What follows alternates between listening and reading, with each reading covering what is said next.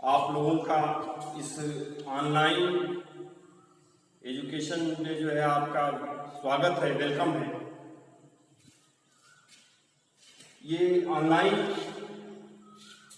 Education में जो है उत्तर प्रदेश सरकार की बहुत अच्छी पहल है, ये काबिले तारीफ है। और इस ऑनलाइन एजुकेशन में हमारे ज़िले के डीआई साहब भी बहुत मेहनत किए हैं, दिन रात मेहनत की। इस ऑनलाइन एजुकेशन को स्टार्ट करने के लिए उन्होंने दिन रात मेहनत किया। और साथ ही हमारे विद्यालय के प्रिंसिपल साहब भी दिन रात उन्होंने मेहनत किया ऑनलाइन एजुकेशन स्टार्ट करने में। तो मैं आज आप लोगों को सब्जेक्ट विषय व्यापारिक संगठन ये बताने जा रहा हूँ। व्यापारिक संगठन में जो है बीजक इनवॉइस, बीजक क्या क्या अर्थ है, बीजक किसे कहते हैं ये बताने जा रहा हूँ। ये बीजक का अर्थ, बीजक का अर्थ पहले हम बताने जा रहे हैं। बीजक का अर्थ, मीनिंग ऑफ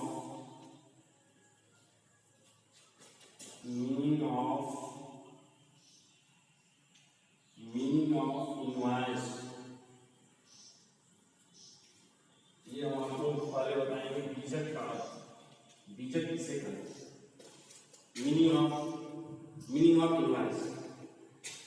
यह एक व्यापारिक प्रलेख होता है जो माल के बेचने के पश्चात विक्रेता द्वारा तैयार किया जाता है। यह बीजक के द्वारा जो है, बीजक के द्वारा क्रेता को यह विक्रेता बताता है कि क्रेता को कितना धन चुकाना है तथा कितना व्यय जो है चुकाना है। ये जो है बीजक के द्वारा जो है क्रेता को ज्ञात होता है। यह विक्रेता द्वारा तैयार किया जाता है। और बीजक में क्या क्या बातें लिखी होती हैं? बीजक में माल का मूल्य, उसका विवरण, दर, योग, ये सब बातें लिखी होती हैं। अब बीजक, ये बीजक का अर्थ हो गया। अब हम आप लोगों को बताएंगे बीजक में लिखी जाने वाली बातें।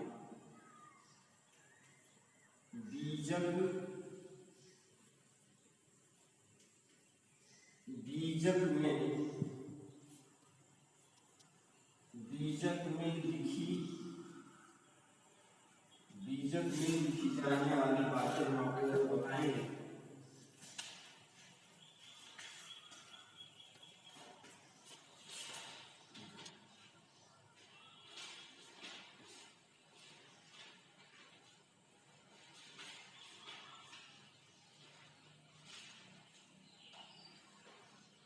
आप लोगों को बीजक में लिखी जाने वाली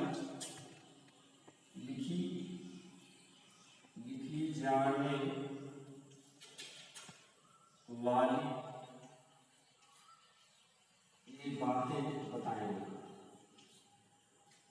बीजक में लिखी जाने वाली बातें, बीजक में क्या क्या बातें जो है लिखी होती हैं। इसमें बीजक में जो है विक्रेता का नाम और पता लिखा होता है। विक्रेता का नाम और पता पहला पॉइंट है। दूसरा पॉइंट ये है कि बीजक बनाने की तिथि लिखी होती है।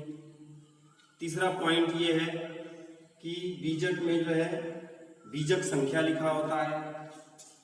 चौथा पॉइंट आदेश संख्या लिखा होता है। ग्राहक जो आदेश देता है उसका आदेश संख्या लिखा होता है। फिर जो है इसमें क्रेता का नाम और पता लिखा होता है। विक्रेता का टेलीफोन नंबर, तार, फैक्स नंबर आदि लिखी होती है। फिर और लिखा होता है व्यापारिक छूट और नकद छूट की दरें लिखी होती हैं।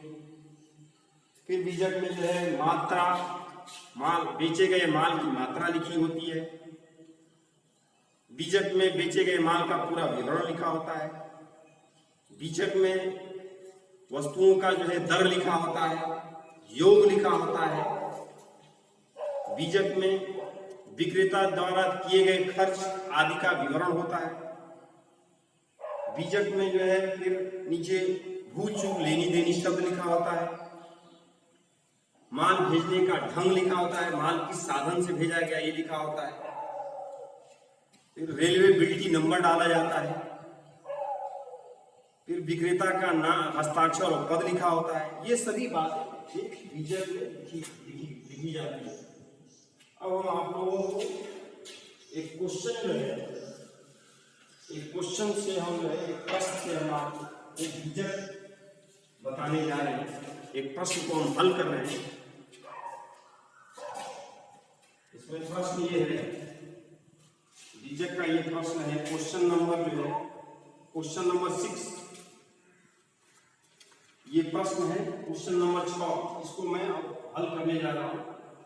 हिंदुस्तान लीवर्स लिमिटेड मुंबई ने निम्नलिखित माल मेसर्स प्रेम बिहारी राम बिहारी आगरा को बेचा। ये प्रश्न है। पहला है 1 नंबर, एक पेटी लक्ष्य साबुन, प्रत्येक पेटी में 12 दर्जन, दर ₹9.50 प्रति दर्जन। दूसरा है 48 दर्जन लाइव बॉय साबुन, प्रत्येक पेटी में 6 दर्जन, दर ₹48.50 प्रति पेटी। तीसरा 11 पेटी सनलाइट साबुन, प्रत्येक पेटी में 10 दर्जन, दर ₹1 प्रति साबुन। चौथा है 50 डिब्बे डालडा वनस्पति घी के, प्रत्येक 2 किलोग्राम, दर ₹20 प्रति किलोग्राम। व्यापारिक बट्टे की दर 10% और नकद बट्टे की दर 12.5% है।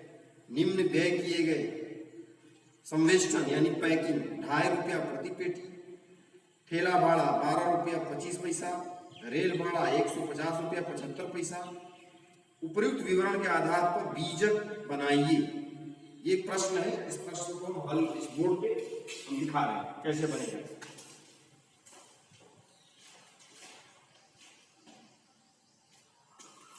इसमें हम लिखेंगे, सबसे पहले यहाँ बीचों बीच हम बीच में बीजक लिखेंगे। बीजक यहाँ पहले लाइन में बीजक लिखेंगे।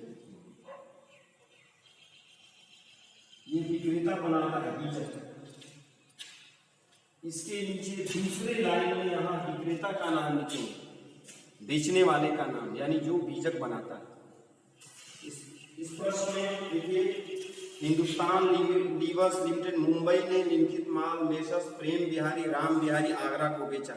बेचने वाला है Hindustan levers limited.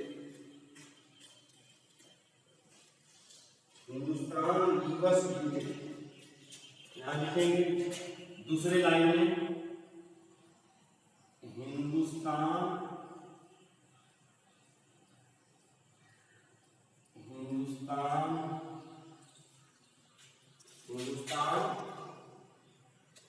Levers limited, Hindustan levers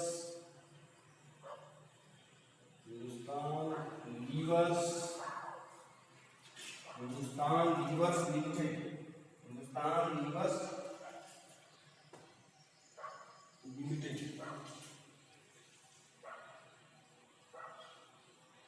limited, ये हो गया बेचने वाले का नाम, हिंदुस्तान लीवर्स लिमिटेड, ये हो गया। उसके बाद हम ये इसके नीचे जो है हम ब्रैकेट में लिखेंगे किस वस्तु का विक्रेता है। साबुन के विक्रेता, क्या लिखते हैं हम ब्रैकेट में, साबुन के विक्रेता।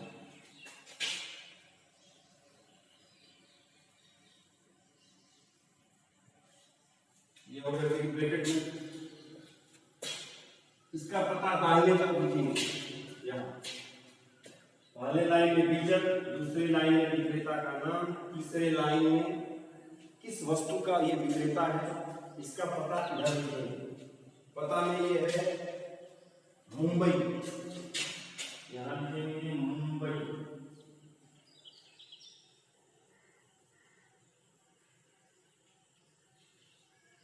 मुंबई के बाद खड़ी पाई, इसके नीचे दिनांक डालेंगे। दिनांक में आज है 25,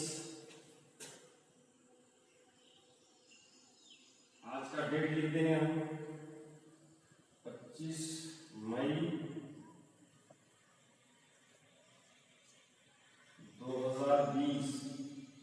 फुल स्टॉप। हाँ, इधर आ जाएंगे बाएं साइड में,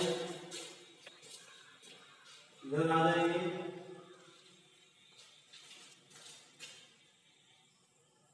इधर बाएं साइड में आ जाएंगे,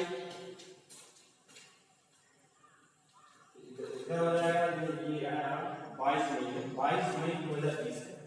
इधर आ जाएंगे बाएं साइड में, फोन नंबर विक्रेता का यदि अगर है तो लिख देंगे यहाँ। मुंबई वाली जो लाइन है उसमें लिखिए फोन नंबर, फोन नंबर यहाँ लिखेंगे, तार का पता,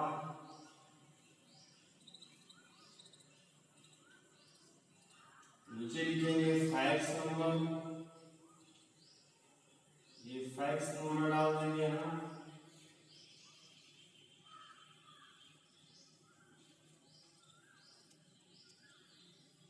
फैक्स नंबर ये लिखेंगे। ये हो गया। इसके बाद नीचे हम लिखेंगे बीच में बीजक संख्या और आदेश संख्या, एक रेक्टेंगल बना लिया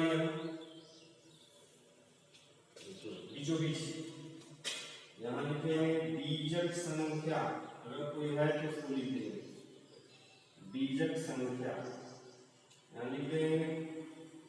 फिर इसके नीचे आदेश संख्या, आदेश संख्या यहाँ लिखेंगे,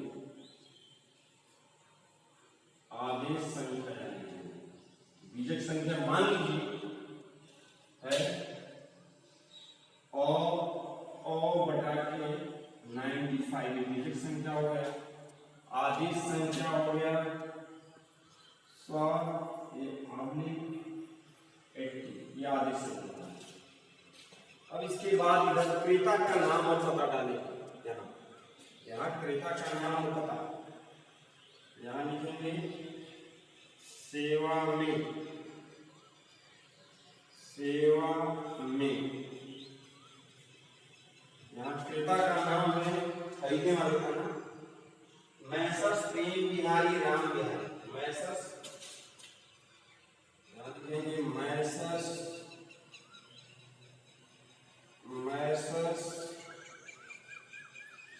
प्रेम बिहारी, मैसर्स प्रेम बिहारी, मैसर्स प्रेम बिहारी राम, मैसर्स प्रेम बिहारी राम बिहारी, कॉमा रहेगा, क्रेता के नाम के बाद कॉमा लगाएंगे। उसके नीचे जो है इसका पता, आगरा, ये आगरा के रहने वाले, ये खड़ी कर, उसके नीचे जो है शर्तें,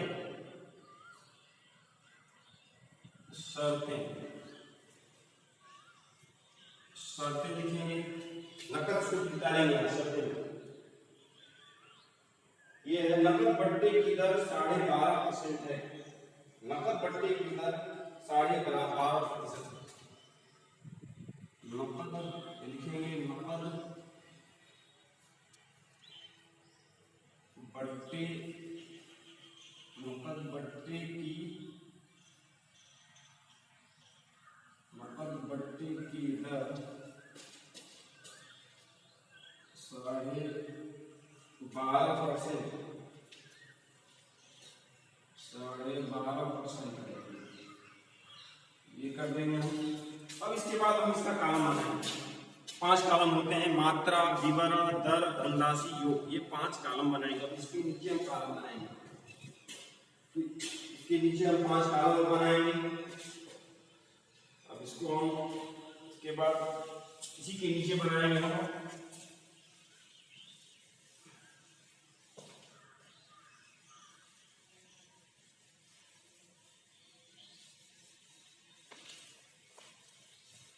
देखिए कैसे बनेगा। नीचे हम कॉलम बनाएंगे, नीचे बोर्ड पे नीचे जगह नहीं था इसलिए हम ले तो मिटा दिए, तो हम नीचे कॉलम बनाएंगे, 5 कॉलम होगा।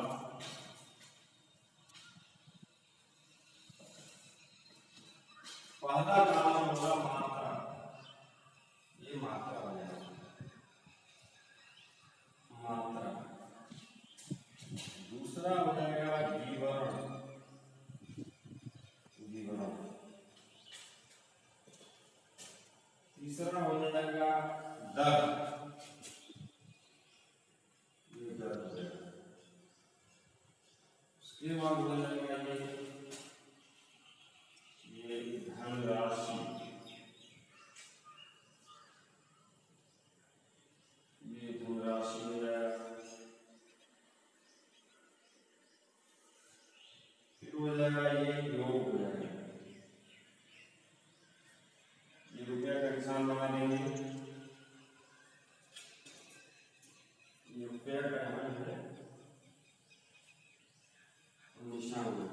देखिए हम कुछ प्रश्न लेते हैं। प्रश्न में क्या है, 5 पेटी धन साबुन, प्रत्येक पेटी में 12 धन, यानी कि मात्रा में यहाँ 5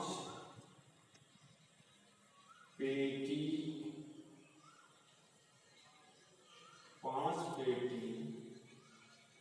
लक्स,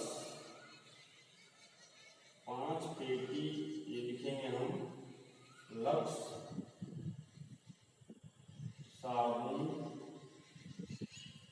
इसमें विवरण डालेंगे। 5 पेटी लक्स साबुन, प्रत्येक पेटी में 12 धन, 5 पेटी लक्स साबुन, प्रत्येक पेटी में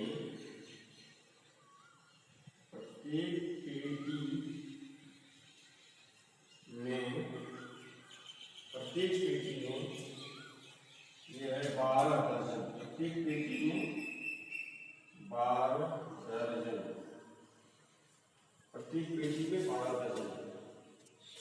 तो दर है 9.5 रुपया प्रति दर्जन, ये है 9.5 रुपया प्रति ये दर्जन, प्रति दर्जन। तो 12 प्रत्येक पेटी में ये हो गया 60 दर्जन, 60 दर्जन हो गया। 5 पेटी है, प्रत्येक पेटी में 12 दर्जन, ये हो गया 60 दर्जन। तो 60 का हम गुणा कर देंगे 9 रुपया 50 पैसा, तो 60 का हम कर देंगे 9 रुपया 50, ये हो जाएगा हमारा, ये गुणा करके देख लेते हैं। देखिए 60 का हम गुणा कर लेंगे, 540 और 30, ये हो जाएगा 570, ये हो जाएगा 60 दर्जन का हो जाएगा 570 रुपया किलो हो जाएगा। ठीक, इस 5 की अब आ रही है 48 दर्जन लाइफ बाय साबुन, 48 दर्जन यानी कि 48 दर्जन लाइफ बाय साबुन,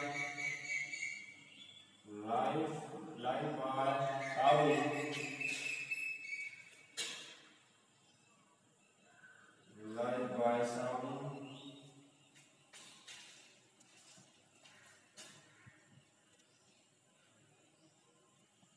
लाइफ बाय साबुन, प्रत्येक पेटी में 6 दर्जन, यहाँ है प्रत्येक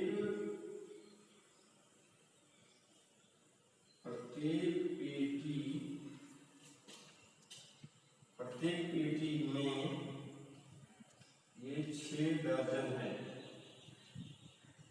प्रत्येक पेटी में 6 दर्जन, प्रत्येक पेटी में 6 दर्जन है। ये इसका रेट है 48 रुपया 50 पैसा प्रति पेटी, इसका 48 रुपया 50 पैसा प्रति पेटी है ये रेट। तो पहले हम पेटी निकाल लें, कितना पेटी हुआ, पहले हम पेटी 48 दर्जन है, तो ये इसका हो जाएगा 6 × 48, 8 पेटी हो गया इसका, 48 दर्जन है तो 6 का हम 48 में डिवाइड कर देंगे, भाग दे देंगे, तो ये हो गया 8 पेटी। तब 8 का हम करेंगे इसमें 48 रुपया 50 पैसा, और देखिए 48 रुपया 50 पैसा में हम 8 पेटी हो गया, 48 दर्जन का जो है 6 से हम डिवाइड कर लेंगे, 8 पेटी हो गया।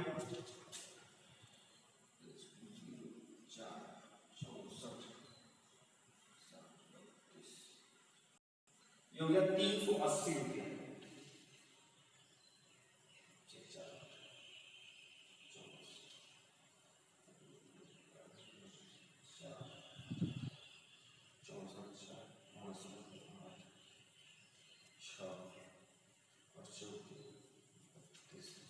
तीन सौ 88, ये हो गया 388 रुपये। ये हमारा हो गया धनराशि में लिखेंगे 388। इसके बाद 11 पेटी सनलाइट साबुन, 11 पेटी सनलाइट साबुन, प्रत्येक पेटी में 10 दर्जन, 11 पेटी सनलाइट साबुन। यहाँ लिखेंगे 11 पेटी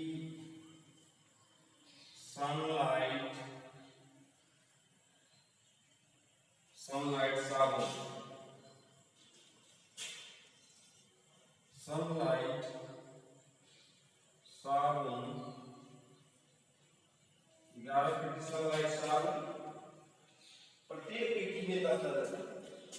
यहाँ ब्रैकेट में लिख देंगे प्रत्येक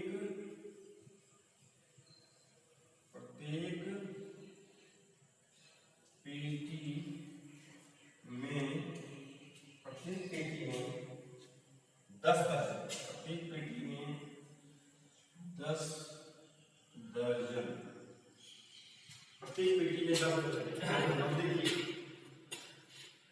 अब इसका रेट क्या दिया है, रेट देख लेंगे हम। 1 रुपया प्रति साबुन, ये है 1 रुपया, ये है प्रति साबुन, प्रति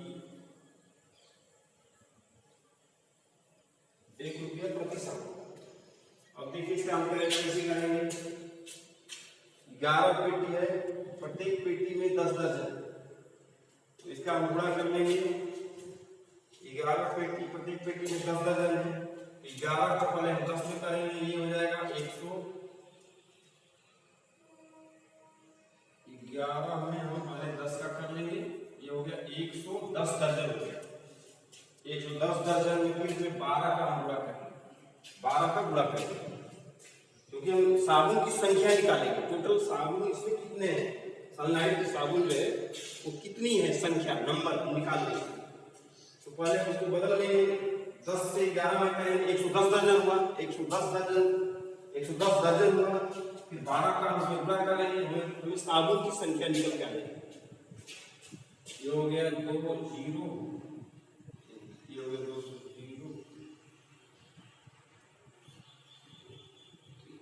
ये हो गया 1320 हमारा साबुन हो गया।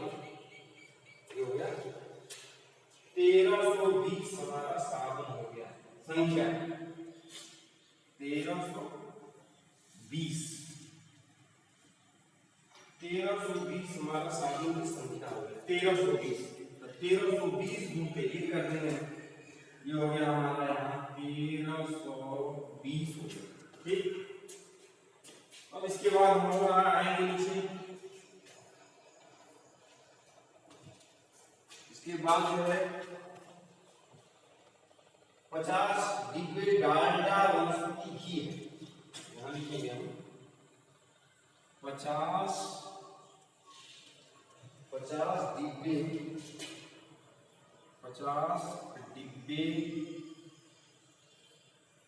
डिब्बे डालडा वनस्पति घी, डालडा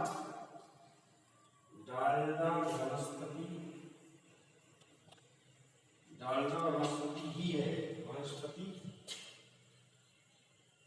डालडा वनस्पति घी,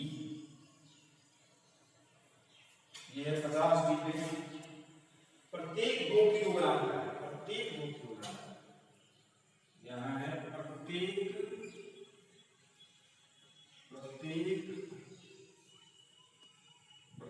है 2 किलोग्राम का,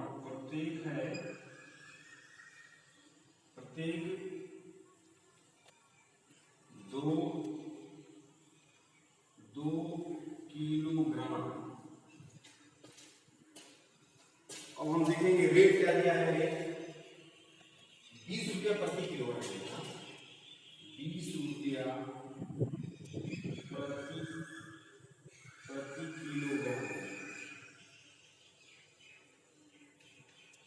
20 रुपया प्रति किलोग्राम। तो अब 50 डिब्बा है, प्रत्येक 2 किलोग्राम, ये हो गया 100 किलोग्राम। 50 का 2 में गुणा कर देंगे तो 100 किलोग्राम हो गया। तो अब 100 का इसमें मात्रा में हो गया 100 किलोग्राम, रेट है 20 रुपया प्रति किलोग्राम। तो 100 का हम 20 में गुणा कर देंगे हम, ये हो जाएगा हमारा 2000 रुपये, ये हो जाएगा 2000 हो जाएगा 2000 इसका हो गया। अब ये हो गया हमारा वस्तु। अब हम क्या करेंगे, इसका हम जोड़ेंगे, ये योग करेंगे, योग वाले आदमी में हमारा इतने का ये सामान बिका है। अब हम इसको योग में लेंगे। फिर से ये 5 पेटी लक्ष्य में, प्रत्येक पेटी में 12 दर्जन है, तो 12 25 60 दर्जन हो गया। 60 का हम करेंगे 9.5 में गुणा करेंगे, 9 रुपये 50 ये हो गया हमारा, हो गया 570 रुपया। 48 दर्जन लाइक हम प्रत्येक पेटी में 6 दर्जन, ये हो गया इसका 48 रुपया प्रति पेटी है, पेटी 88 हो गया। अब हम इसका योग वाले कारण में जाएंगे। अब इसका हो जाएगा हमें, ये हो जाएगा 8 8 7 15 2 17 7 1 6 9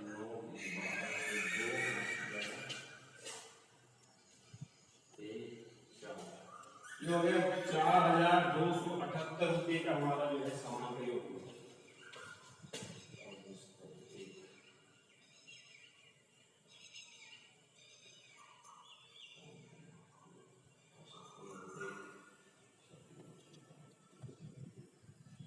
ये 4278 रुपये। अब हम लिखेंगे घटाओ व्यापारिक कटौती। व्यापारिक कटौती जो एक होता है नकद छूट, एक होता है व्यापारिक। नकद छूट को हम ऊपर शब्द में हमने लिख दिया था, और व्यापारिक छूट यहाँ से घटेगा। व्यापारिक छूट किसे कहते हैं? व्यापारिक छूट वह छूट होता है जो सूची वस्तुओं के सूची मूल्य पे दी जाती है, उसे हम व्यापारिक छूट कहते हैं। और नकद छूट वह छूट होता है जो जब एक निश्चित अवधि के अंदर भुगतान ग्राहक कर देता है तो उसको नकद छूट दी जाती है। नकद छूट देने का उद्देश्य यह है कि उसका भुगतान एक निश्चित अवधि के अंदर कर दे ग्राहक, ये इसका उद्देश्य है। व्यापारिक छूट का उद्देश्य यह होता है बिक्री बढ़ाना, सेल को बढ़ाना, ये हमारा व्यापारिक छूट का उद्देश्य होता है। बताइए व्यापारिक छूट यहाँ लिखेंगे हम,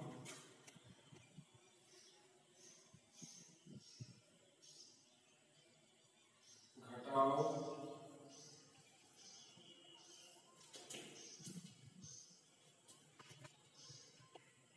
व्यापारिक छूट घटा देंगे,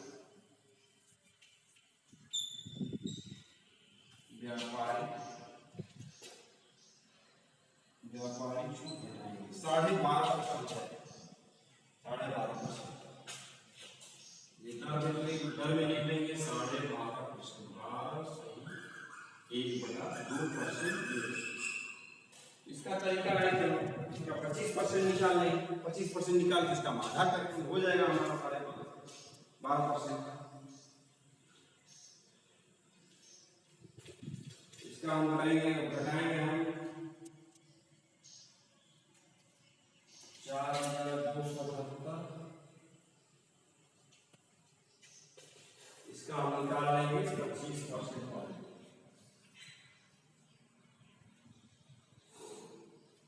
या हम इसको घटा लेंगे 4 से भाग देंगे, 4 1 4 हो गया।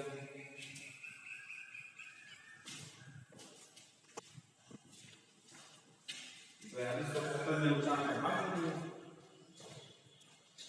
4278 में हम 4 का भाग देंगे, 4 1 4 हो जाएगा, फिर 2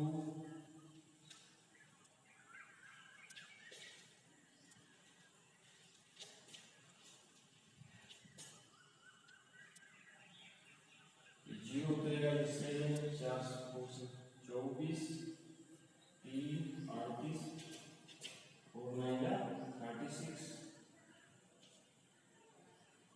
36 हो गया। फिर हम ले लेंगे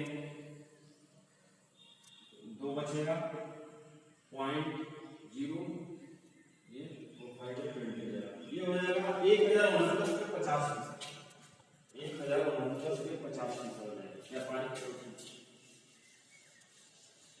1069 रुपये 50 पैसा हो जाएगा। तो हम यही घटा लेंगे 1069 रुपये 50 पैसे हम घटा लेंगे।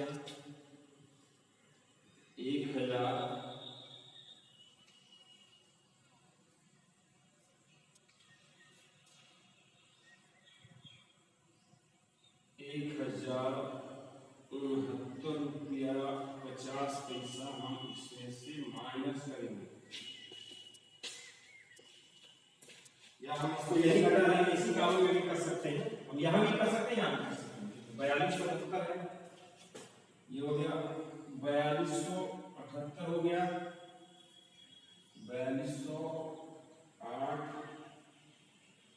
4278 हो गया।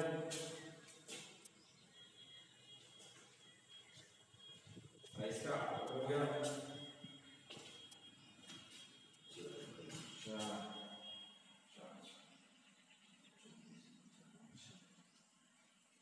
1069 इसमें से माइनस करेंगे, पॉइंट करेंगे 4278 करेंगे 1069 रुपया 50 पैसा इसमें से हम माइनस करके इसमें ले लेंगे। इसका मतलब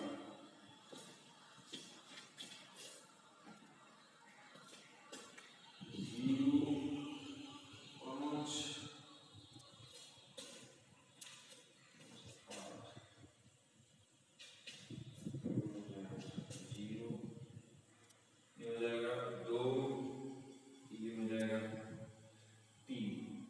ये हमारा हो गया 3208 रुपये 50 पैसा व्यापारिक कटौती घटाने के बाद।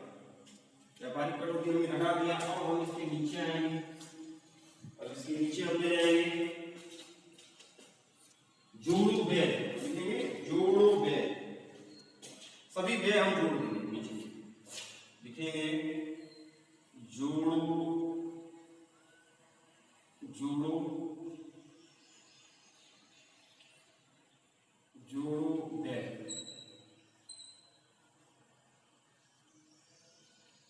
तमाम हम खर्च जो है विक्रेता ने जो सभी खर्च किया होगा भेजने में माल को, तो हम यहाँ जोड़ देंगे, तो हमारा देय धनराशि निकल के आ जाएगा। अब देखिए जोड़ो व्यय में हम करेंगे क्या क्या है देखते हैं। ये हमारा है पैकिंग, पहला हमारा खर्च है पैकिंग।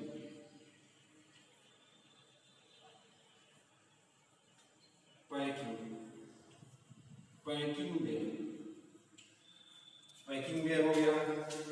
पैकिंग व्यय है 2.5 रुपया प्रति पेटी, ये है 2.5 रुपया प्रति पेटी, 2.5 रुपया प्रति पेटी, 2.5 रुपया प्रति पेटी।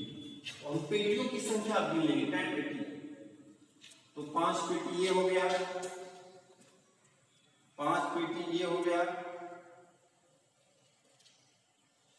5 पेटी देखिए 5 पेटी यहाँ हो गया, 5 पेटी ये हो गया। इसमें देख लेंगे कई पेटी हो गया, 48 दर्जन है तो ये 8 पेटी इसमें हो गया, 8 पेटी ये हो गया, 11 पेटी ये है, 11 पेटी ये हो गया सनलाइट साबुन का। तो ये हो गया हमारा 24 पेटी टोटल हो गया, 24 पेटी। तो 2.5 रुपया प्रति पेटी हमारा टोटल पेटियों की संख्या हो गया। लक्स साबुन का 5 पेटी, लाइफ बॉय साबुन का 8 पेटी और सनलाइट साबुन का 11 पेटी, टोटल हमारा 24 पेटी हो गया। तो 24 गुण करते हैं 2.5 रुपया, 24 गुण 2.5 तो ये हो जाएगा हमारा 48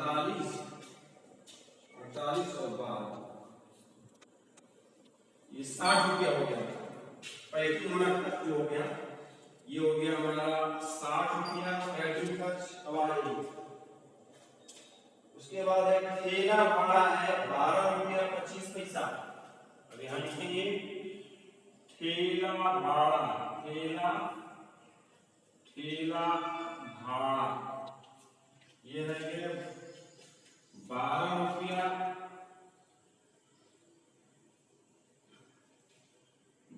रुपया 25 पैसा। ठेला भाड़ा हो गया 12 रुपया 25 पैसा। रेल भाड़ा है 150 रुपया 75 पैसा। फिर यहाँ लिखेंगे रेल भाड़ा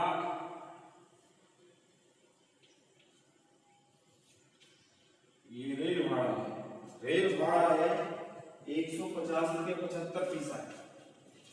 150 रुपया 75 पैसा ये जोड़ देंगे सब। ठीक, जोड़ के हम योग कालम में ले जाएंगे। ये सब जोड़ करके हम योग कालम में ले जाएंगे। ये हो जाएगा 210 222 223 हो जाएगा।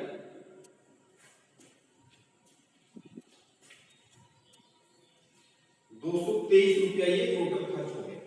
तो यहां लिख देंगे हम 223 रुपया हमारा ये खर्च हो गया टोटल। विक्रेता ने माल को भेजने में 223 रुपया खर्च कर दिया। अभी जोड़ देंगे हमारा 13 राशि निकल के आ जाएगा। अभी हमारा जो है अब यहाँ इसको लाइन को खींचेंगे हम ऊपर, इधर आगे बढ़ा देंगे हम। ये हमारा हो जाएगा 13 राशि।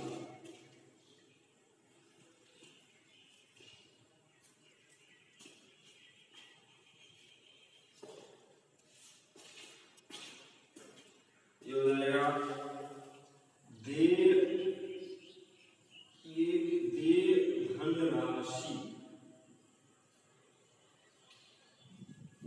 धनराशि हो जाएगा। देय धनराशि हो जाएगा। इसका हम जोड़ देंगे।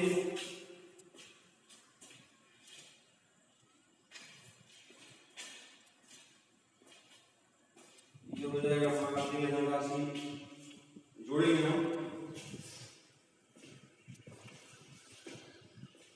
0 5 8 11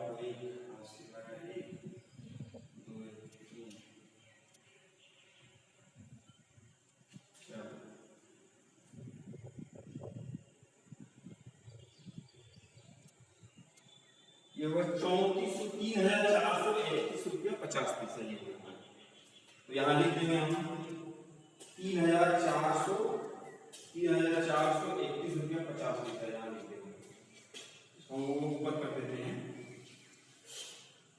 इसको हम और ऊपर कर देते हैं ताकि अमाउंट सही से लिख हो जाए। पैकिंग हमारा हो गया 2.5 रुपये प्रति पेटी है 24। ये 60 रुपया हो गया, ये 60 रुपया हो गया। ठेला भाड़ा है हमारा 12 रुपये 25 पैसा, 12 रुपये 25 पैसा। रेल भाड़ा है 150 रुपये 75 पैसा, 150 रुपया 75 पैसा है। इसको ऊपर हम जोड़ देंगे। ठीक,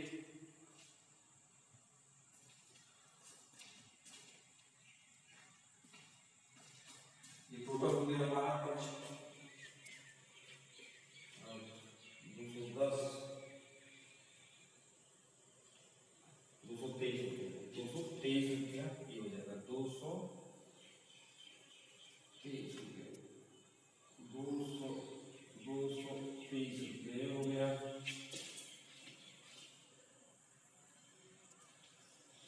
3431 रुपये हो गया हमारा। 3431 रुपया 50 पैसा ये हमारा हो जाएगा 3,431 रुपये। इसको हम शब्दों में यहाँ लिख देंगे।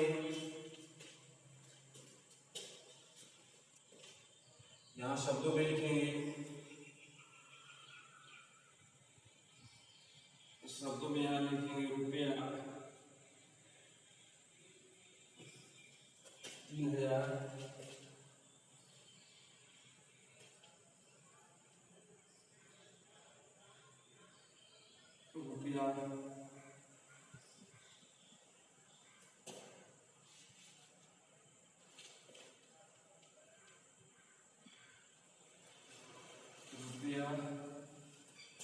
3,431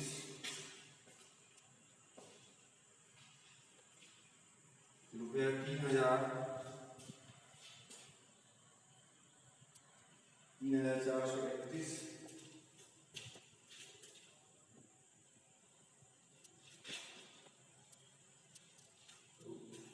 लिख देंगे 3,000 ब्रैकेट में इसको लिखेंगे 3,431 और रुपया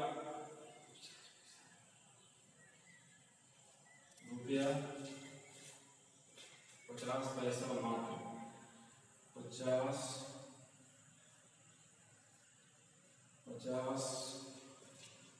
पैसा ये मात्र ये हो गया। ये आपका जो है बीजक हो गया, ये दे धनराशि हो गया। अब हम आप लोगों को नीचे बताएंगे, इसके बाद इसके नीचे हम भूल चूक लेनी देनी है। अब देखिए हम बताते हैं,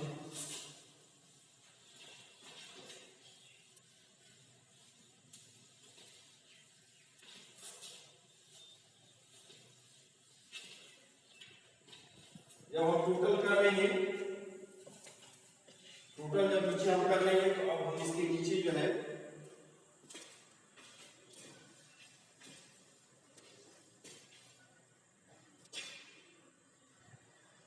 टोटल कर लेंगे हम।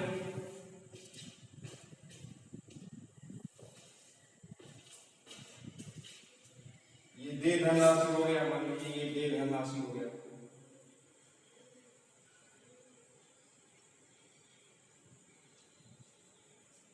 अब हम लिखेंगे यहां नीचे भूल चूक लेके, यहां लिखेंगे भूल चूक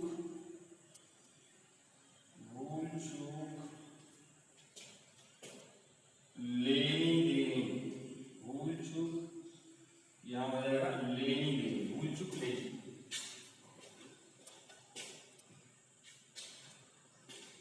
यानी ये लिखते हैं इसलिए कि जो कोई अगर गणितीय स्थिति हो गई है तो उसको बाद में जो है ठीक कर किया जा सकता है।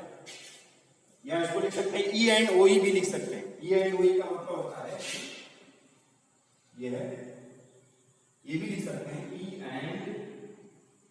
ई and O, errors and omission excepted भी लिख सकते हैं। एरर्स एंड ओमिशन एक्सेप्टेड ये भी लिख सकते हैं। अब भूल चूक लेने देने के बाद हम लिखेंगे माल को किस माध्यम से भेजा गया, किस ढंग से भेजा गया। तो यहां लिखेंगे कि माल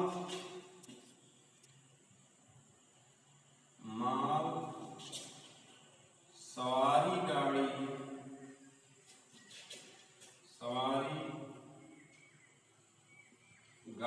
से भेजा गया, माल सवारी गाड़ी से भेजा गया। ये उसका बिल्टी नंबर, रेलवे बिल्टी नंबर देंगे आप, रेलवे बिल्टी नंबर, रेलवे बिल्टी नंबर यहां डालेंगे, जो होगा रेलवे बिल्टी नंबर यहां डालेंगे, रेलवे बिल्टी नंबर डाल देंगे। अब रेलवे बिल्टी नंबर, रेलवे बिल्टी क्या होता है? ये रेलवे बिल्टी जो है, जब आप माल को रेल से भेजा जाता है तो रेल विभाग एक रसीद जारी करता है, एक वो रसीद जारी करता है। उसमें क्या क्या लिखा होता है रेलवे बिल्टी में? भेजने वाले का नाम, भेजने वाले का नाम, पता, पाने वाले का नाम, वस्तुओं की पूरा वजन, वस्तुओं की पूरी मात्रा, ये सभी बातें, उस पे भाड़ा, उसका वजन, उस पे कितना भाड़ा जो है चुकाया गया है, ये सब जो है वो रेलवे बिल्टी में लिखा होता है। रेलवे बिल्टी को दिखाने पर ही जो है माल जो है रेलवे विभाग जो है छोड़ता है। ये माल को छुड़ाने के लिए जो है अनिवार्य है रेलिएबिलिटी। तो यहाँ रेलिएबिलिटी नंबर लिखते हैं। अब इधर जो है इधर सिग्नेचर होगा विक्रेता का ना, विक्रेता का हस्ताक्षर होगा, उसका पद। देखिए अगर अब इसमें सिग्नेचर करने का तरीका है, ये कंपनी है तो कंपनी में मैनेजर सिग्नेचर करेगा, कोई उसका मैनेजर जो होगा वो यहाँ सिग्नेचर करेगा। तो यहाँ अगर फर्म है तो फर्म में कोई एक पार्टनर जो है फर्म की ओर से कर देगा। अगर एकल व्यापार है तो वो व्यापारी स्वयं खुद करेगा, सेल्फ करेगा सिग्नेचर यहाँ। तो अब यहाँ देखिए हिंदुस्तान लीवर्स लिमिटेड है, ये कंपनी है। तो यहाँ लिखिए कंपनी का नाम लिखिए पहले, हिंदुस्तान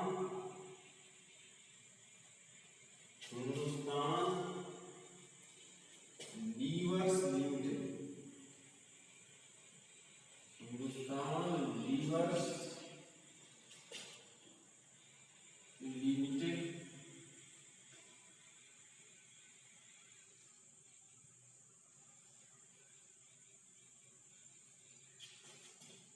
के लिए लिखेंगे।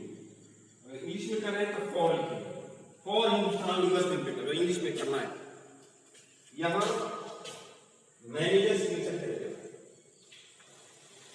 कोई जो है प्रबंधक यहाँ सिग्नेचर कर देगा। यहाँ हस्ताक्षर होगा प्रबंधक का। मान लीजिए प्रबंधक है रमेश कुमार, तो यहाँ लिखेंगे रमेश कुमार, ये अपना सिग्नेचर करेंगे।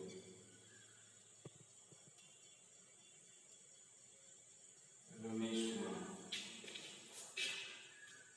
यहाँ हो जाएगा प्रबंधक, पद हो गया ये।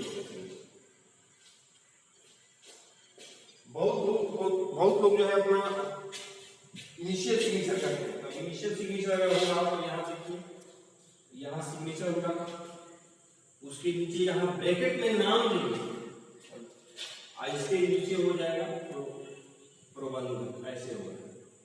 अगर इनिशियल सिग्नेचर प्रबंधक करेंगे तो ये ऐसे। तो ये आज जो है